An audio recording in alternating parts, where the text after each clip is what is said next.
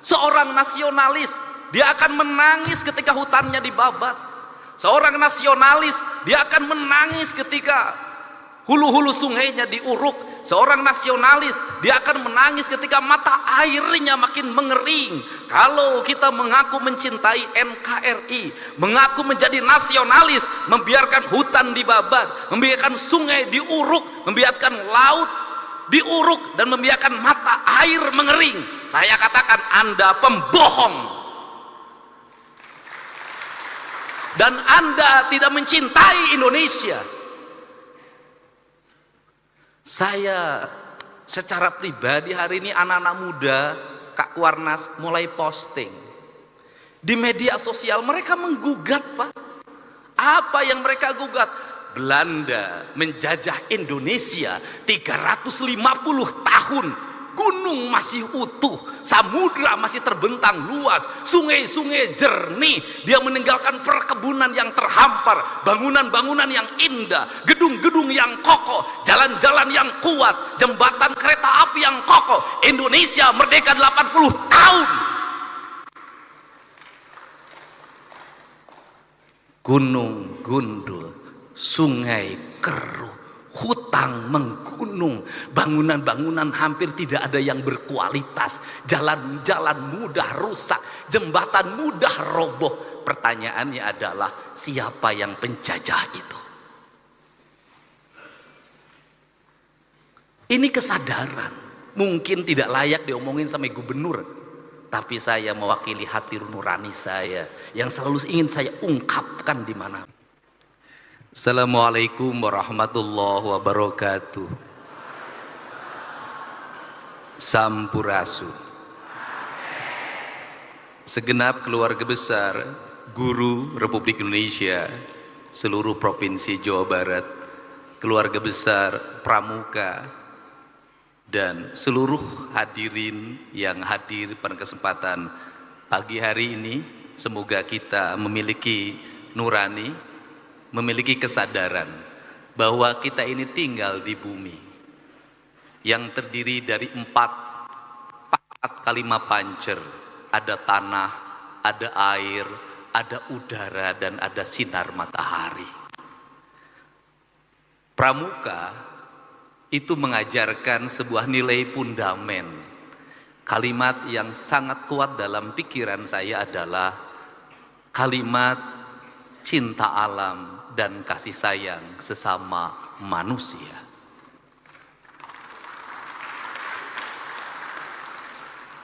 Orang Bali merumuskan tentang nasionalisme dengan kalimat, dengan 4 warna.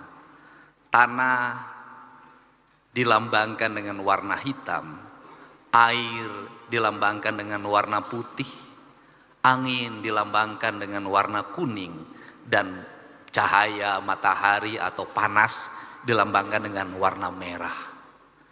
Keempat itu menjadi konsistensi bagi orang Bali dengan ajaran Trihita Karana. Dan kalau kita mau melakukan pengkajian secara mendalam, itu sama dengan ajarannya Wiwitan. Lama kita masuk dalam sebuah kerangka berpikir bahwa itu dalam kaidah agama kita dianggap sebagai perbuatan kemusyrikan. Dengar Wiwitan penuh dengan ketakutan. Maka saya lama sekali menghadapi itu dengan penuh kesabaran. Deddy Mulyadi representasi dari Wiwitan. Deddy Mulyadi pemimpin yang senantiasa mengembangkan kemusyrikan. Dan saya menerima itu dengan lapang dada.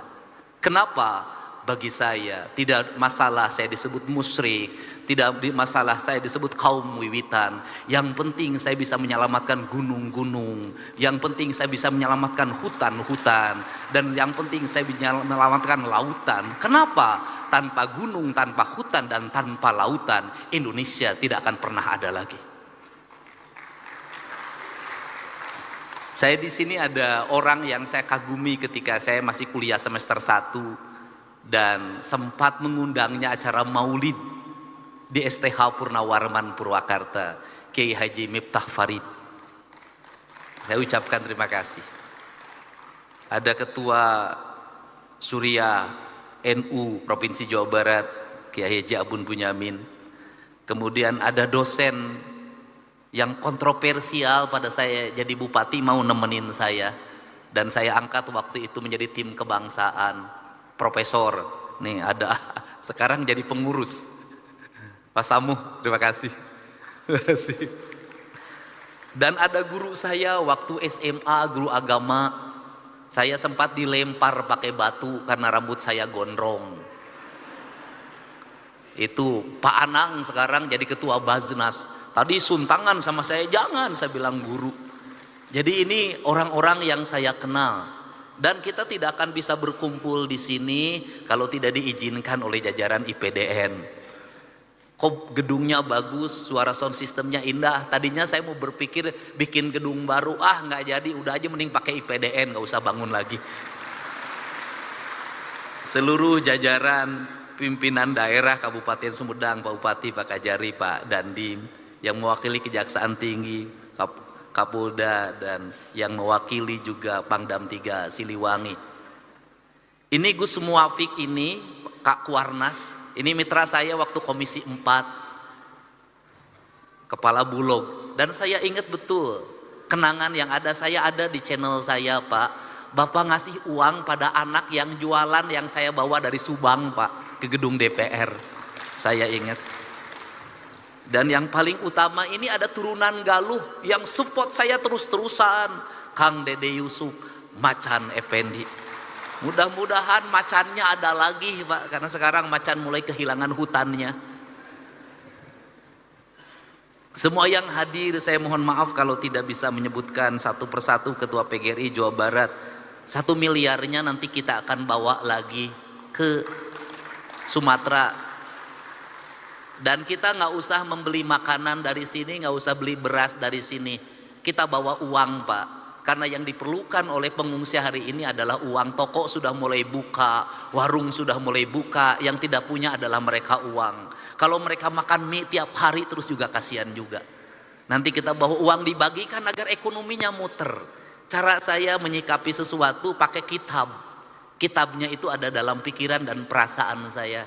Saya selalu meyakini bahwa bisikan yang terbaik dalam hidup itu adalah bisikan hati yang terjaga dari puasa. Itu prinsip. Saya nangis, Pak. Kenapa saya nangis? Ada hal yang harus dibicarakan oleh kita. Kita tiap hari ngomong tentang Negara Kesatuan Republik Indonesia. Tiap hari, Pak. Negara Kesatuan Republik Indonesia, negara kesatuan. Negara kesatuan itu negara yang bersatu. Negara yang bersatu itu negara yang tidak terpisah. Dalam kerangka pemahaman Gus Muafik ada 2 hal di situ. Ada Tuhan ketika tunggal, ada Tuhan ketika jamak.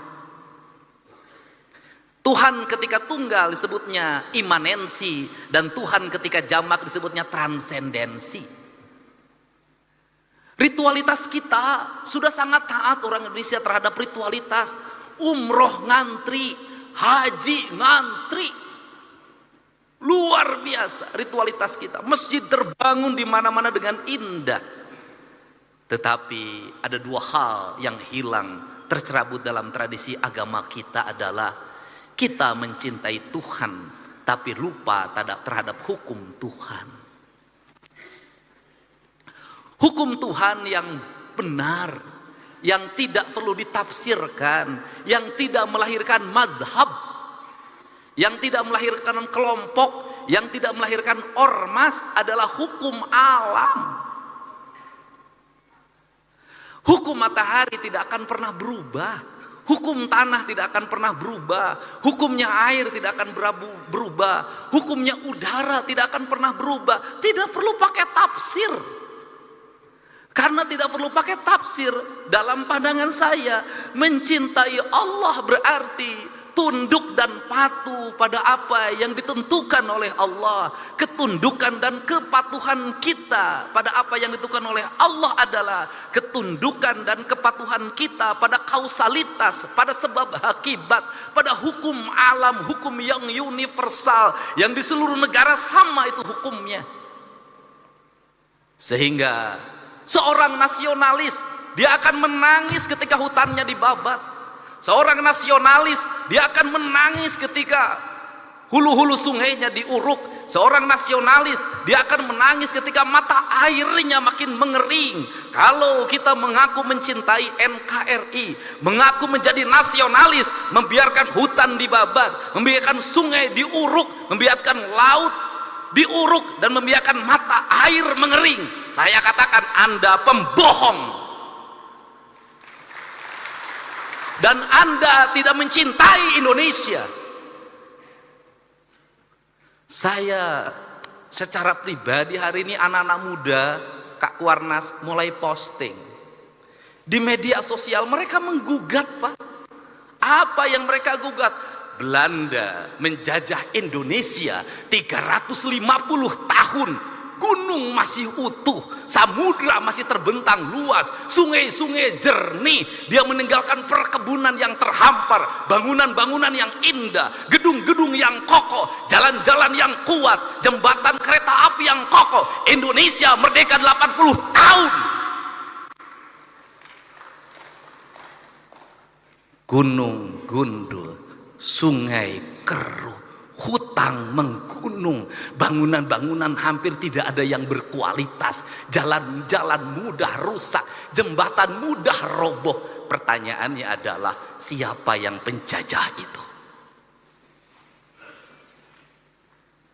Ini kesadaran mungkin tidak layak diomongin sama gubernur, tapi saya mewakili hati nurani saya yang selalu ingin saya ungkapkan dimanapun. Kenapa?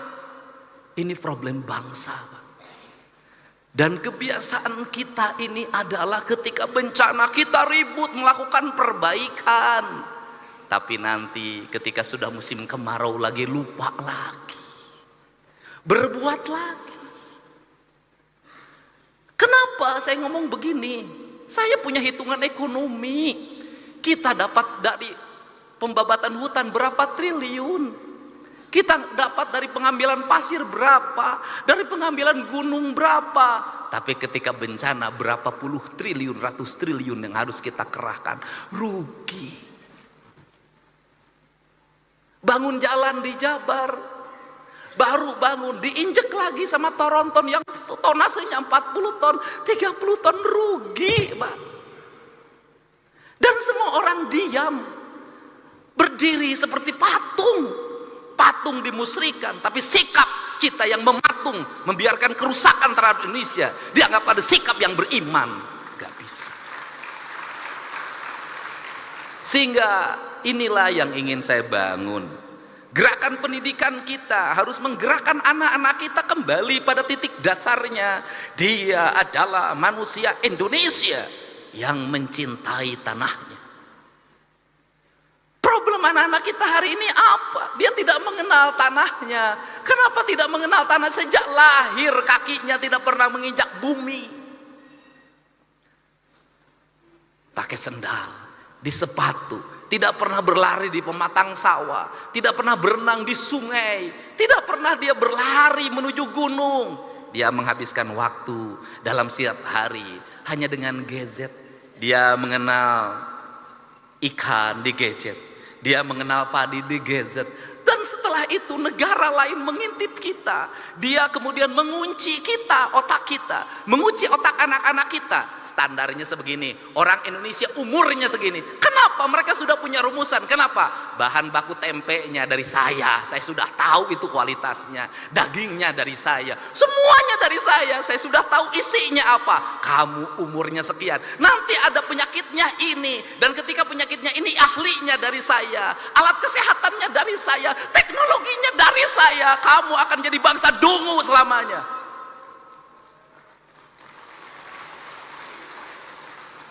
Saya tahu yang begini, Pak.